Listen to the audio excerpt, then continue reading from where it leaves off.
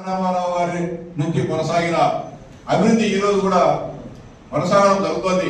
ఇప్పుడేమో రాయలసీమ అంతా అయిపోయింది, మొత్తం సస్యశ్యామలం అయిపోయింది, స్వర్ణయుగం నేను చెప్పడంగా ఆ ప్రయత్నం జరుగుతున్నాయి. వేగంగా రాయలసీమ ప్రాంత సర్వతోముఖ అభివృద్ధి కోసం ఈరోజు వేగంగా ఎన్డీఏ ప్రభుత్వము కార్యక్రమాలు చేపట్టడం జరిగింది, పనులు చేపట్టడం జరుగుతోంది. ముఖ్యంగా రాయలసీమ ప్రాంతాన్ని హార్టికల్చర్ కూడా తీర్చిదిద్దాలనేది గౌరవ ముఖ్యమంత్రి గారి ఆలోచన. ఆ మేరకు అన్ని కూడా దొరుకుతాయి. ముఖ్యంగా రాయలసీమ ప్రాంత ప్రజానీకానికి డ్రిప్పులు కానీ స్ప్రింక్లర్లు కానీ పైపులు అవసరం. ఈ 5 సంవత్సరాల కాలంలో ఒక ఇంచి స్ప్రింక్లర్ కానీ, 1 ఇంచి పైపు కానీ, డ్రిప్ పైపు కానీ ఇచ్చిన జగన్మోహన్ రెడ్డి కేంద్ర ప్రభుత్వం ఇచ్చే నిధులను పక్కదారి పట్టించేసి ఆ నిధులను కానీ స్వాహా చేసి ఈరోజు రాయలసీమ గురించి మాట్లాడటం నిజంగా దయ్యాలు వేదాలు వలించినట్టే ఉంది.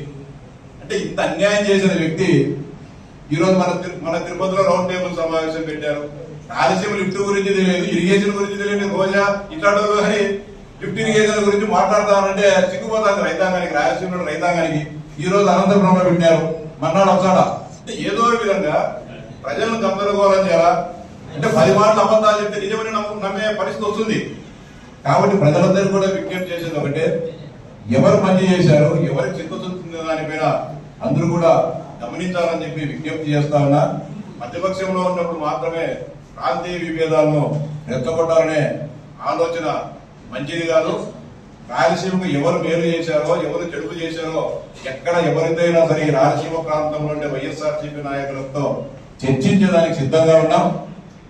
అవసరమైన రాయలసీమ లిఫ్ట్ ఇరిగేషన్ వద్దైనా సరే ఆ ప్రాంతం ఎక్కడైతే నందికొట్కూరు దగ్గర ఉందో అక్కడైనా కూడా చర్చకు మేము సిద్ధంగా ఉన్నాం. ఆ చర్చకు కూడా రమ్మని చెప్పి విజ్ఞప్తి చేస్తా ఉన్నా.